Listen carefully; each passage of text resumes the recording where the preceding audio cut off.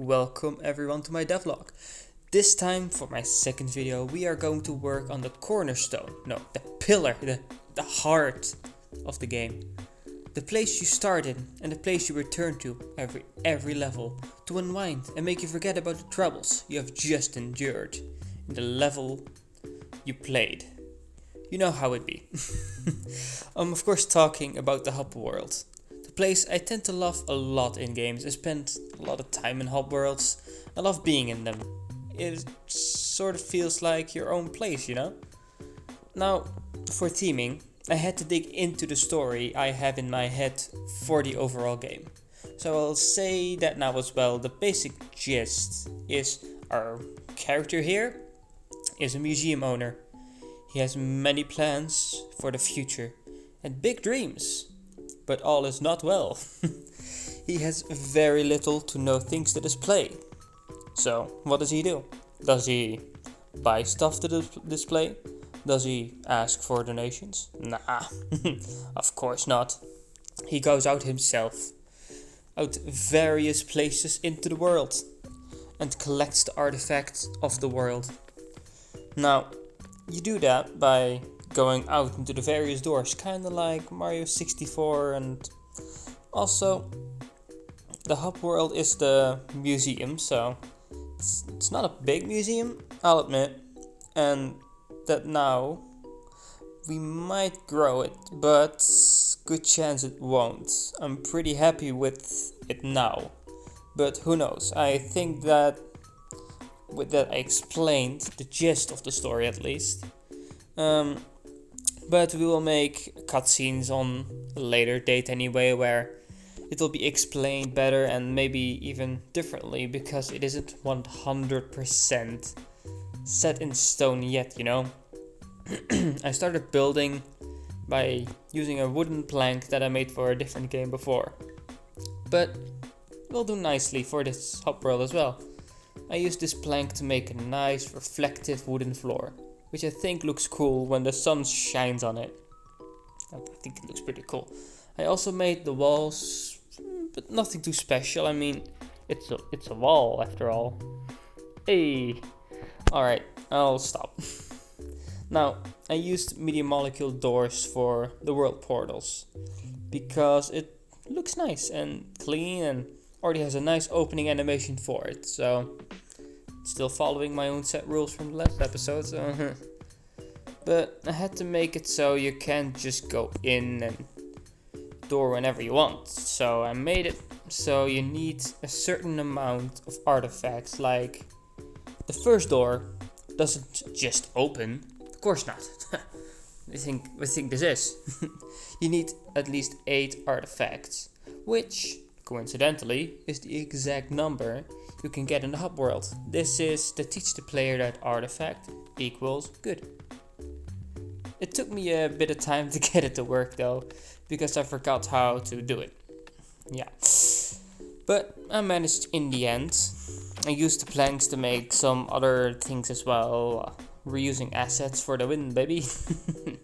Like there, I used the planks to make the 2 stairs, and more interestingly, the hue shifter to make the planks white and make it a detail on the edge around the wall.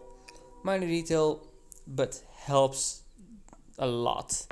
Oh, of course, I haven't even mentioned the ceiling, my favorite part. It's somewhat open there, imaginary glass in between. I mean, you can't touch it to check, so it's glass for all we're concerned, right? I just think it looks really nice. Oh, okay, fine. I'll stop gushing about the ceiling now. I used the black texture at the end of the doorway, so you can enter it and not see what's on the other side, and avoid making it obvious that there's nothing there when you go to it. It's a portal to another world, so there had to be something there. So you can enter it and not see what's on the other side. So I made a nice hub world, if I do say so myself. And then I did not save any of this. Yep, I did not save any of the things I just mentioned I did. But I went in, did it all over again, exactly like I did before. Exactly down to the point, pretty much. I couldn't tell the difference in between the two, so it's not that big a deal, I suppose. But it was frustrating to say the least. But with that said, I feel like I've covered just about everything. That was pretty quick actually, huh? I made the hub world pretty fast, I'd say. It didn't take me that much time. Making the character took more time, to be quite honest with you. Which is interesting, I would say. Making the first world should take a bit longer though, I would imagine, because the hub world, while it is small, it's important, but I feel like I got the basic gist of it. I could decorate it more over time, and when I do, I will let you know. But with this thing, that's pretty much it for now. It does feel a bit bland, and I didn't even mention the paintings. Silly of me. I placed the paintings on the two walls there. I have 3 paintings on 3 different walls. And yeah, no, I made those before as well. It wasn't nothing too special really. But yeah, I think it looks nice. I reused a lot of assets for it, so like, to be honest, graphically and everything else, it's not really that taxing. This hub world doesn't require much. Like 20% of the thermo is pretty much filled. Like, it's nothing. So that's rather interesting, I would say. But with that said, I think we are done with the hub world for now. I thank you so much for watching. And I hope to see you next time. Goodbye.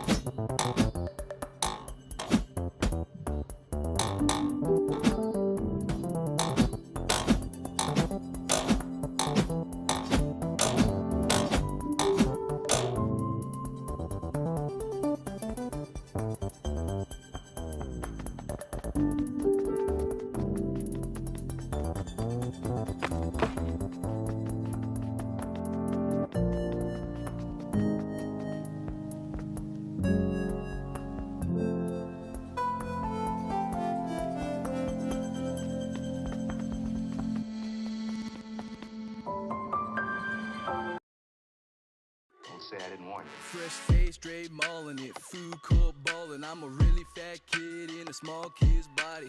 Bumping any genre as long as there's some thought in it. But on occasion music gets ratchet and rowdy.